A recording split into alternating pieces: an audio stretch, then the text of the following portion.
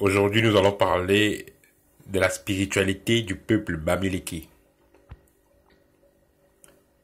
Les peuples bamileke sont un peuple des hauts plateaux de l'Ouest Cameroun, d'originaire d'Égypte.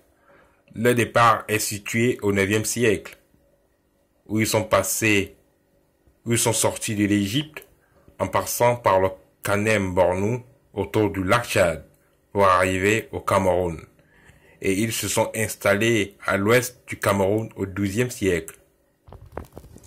Les Bamileke sont donc partis tard de l'Égypte après d'autres peuples camerounais qui y étaient, à savoir les Peuls, les Bamoun, les Bassa, les Fang et les Douala. L'architecture du peuple bamileke actuellement témoigne de la tradition qu'elle a gardée de l'Égypte, à savoir les toitures en forme de pyramide.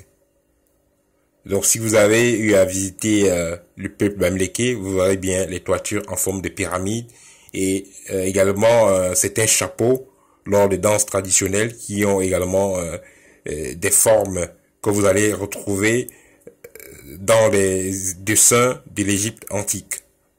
Donc les Bamileke ont gardé cela des Égyptiens.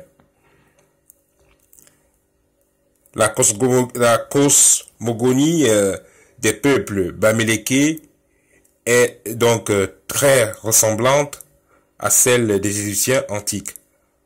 Par exemple, dans la tradition des peuples bamileke, dans leur spiritualité, il y a un seul Dieu, qui est énergie. Les Bamileke croient donc que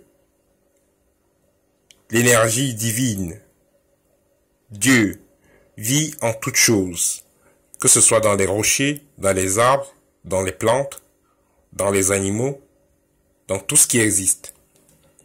Pareillement à l'Égypte, à la spiritualité d'Égypte, qui parle d'Imana ou alors d'Amon, qui en fait est l'énergie initiale à l'origine de la création. Après être sorti des eaux primordiales du Noun, les divins ont mis son énergie, le Ka, dans les eaux pour que la vie se manifeste et que la création commence. Les prêtres égyptiens disent « Di et Ankh Neb », c'est-à-dire Dieu donne toute vie. Personne ne l'a vu, ni personne ne l'a connu, d'où son nom Imana, qui signifie mystère caché. Tout comme Mao est insaisissable dans la spiritualité forme du Bénin. L'énergie initiale se trouve donc dans les ancêtres et dans la nature. Les Bamileke s'adressent donc à Si, qui est Dieu, à travers les intermédiaires tels que les ancêtres, les génies titulaires, et parfois ils font usage de certains endroits hautement vibratoires pour pouvoir également faciliter ce contact. Chez les Bamileke, la mort est une illusion, car seule la vie existe. C'est pourquoi, pour parler de la mort, on dit la vie après la vie. Donc, l'autre vie, la deuxième vie, qui est, autrement dit, la vraie vie. Ou alors, la vie qui ne finit jamais. Chez les Bamileke, la mort est donc une transition, car on perd le corps physique, comme une vieille voiture qu'on a utilisée et qui est usée, et plus tard, on revient sur une nouvelle voiture, donc sur un nouveau corps. Donc c'est pourquoi chez les Bamileke, on croit à la réincarnation.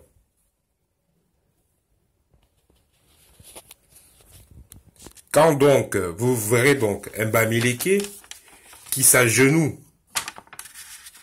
à côté d'un arbre ou alors à côté d'un cours d'eau, c'est parce que cet endroit a des hautes fréquences vibratoires qui lui permet donc d'entrer en contact avec ses familles spirituelles ou alors avec ses ancêtres.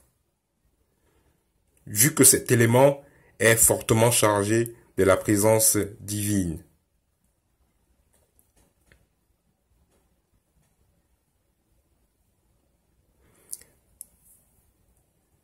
Vous savez, dans la tradition Bamileke, l'ancêtre n'est pas à confondre avec le mort de la famille. Un ancêtre, c'est quelqu'un qui a vécu de façon honnête, qui a eu une famille, donc ça veut dire qu'il s'est marié, il a eu une descendance, il a vécu de façon honnête, il ne s'est pas suicidé, et il est mort de mort naturelle.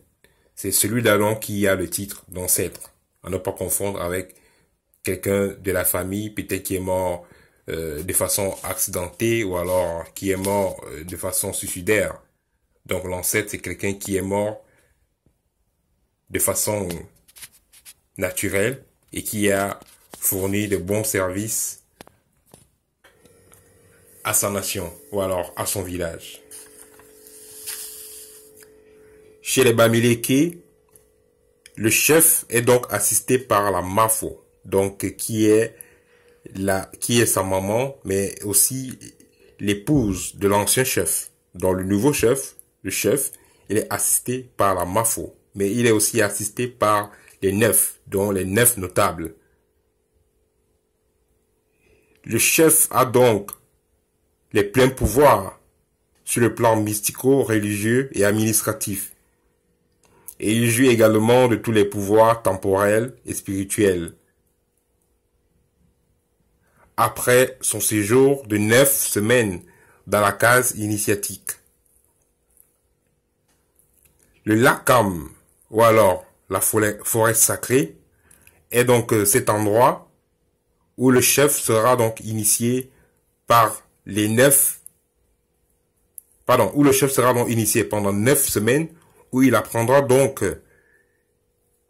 les codes et les lois spirituelles nécessaires pour pouvoir administrer son royaume dans tous les plans.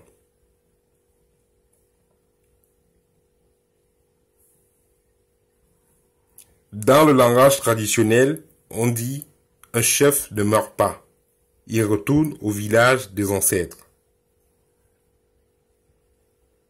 La plupart des médiums, des divins ou alors des guérisseurs partagent leur pouvoir avec le chef durant ces initiations afin de lui permettre d'avoir les moyens nécessaires pour pouvoir administrer valablement son territoire. Dans une chefferie, donc, il existe donc des confréries divisées en 3 ordres. Nous avons la confrérie de Pangwap, qui est les porteurs de peau de panthère. Nous avons la confrérie de Medjong, qui est celle des guerriers, ceux qui vont protéger le village.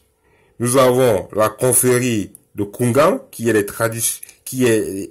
une confrérie des gardiens de la coutume et de la tradition. Et l'accès aux sociétés secrètes passe donc par l'initiation qui est la base de la coutume du peuple Bamileke. Chez les Bamileke, le temps compte 9 jours.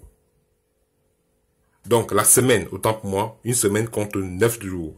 Donc chaque jour a une signification particulière. C'est pourquoi vous verrez, on va dire, le jour du marché, le jour le jour pour semer et le jour de la cueillette. Voilà. Également, le peuple Bamileke pratique 2 types de cultes. Nous avons donc le culte des crânes qui demande toujours la présence donc de la case des crânes. Nous avons le culte des divinités qui se fait dans des bois sacrés ou alors des forêts sacrées. Et quand on parle des divinités, ça renvoie au génie tutélaire. Parce que dans chaque village, il y a des divinités qui gardent ces villages-là. Dans chaque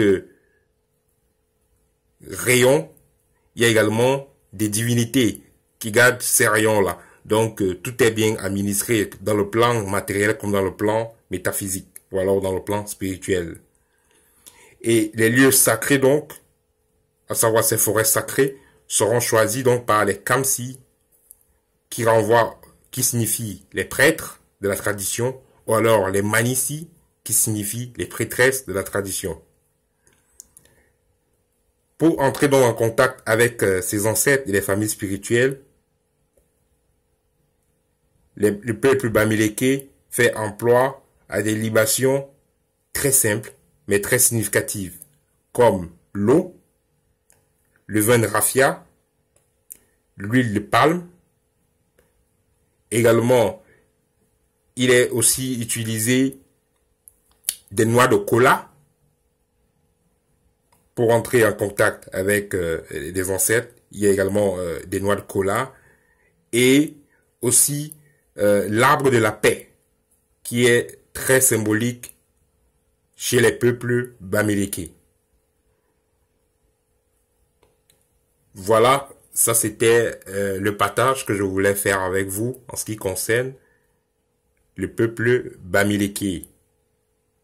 Vous allez remarquer donc qu'il y a beaucoup d'éléments qui sont similaires avec d'autres peuples africains, avec la spiritualité et la cosmogonie de d'autres peuples africains.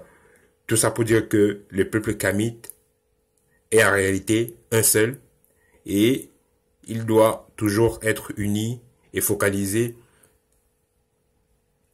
dans le but de pouvoir renouer avec ces traditions ancestrales, car un peuple qui a perdu son histoire, un peuple qui a perdu sa science, et un peuple soumis est destiné à être manipulé et à être soumis.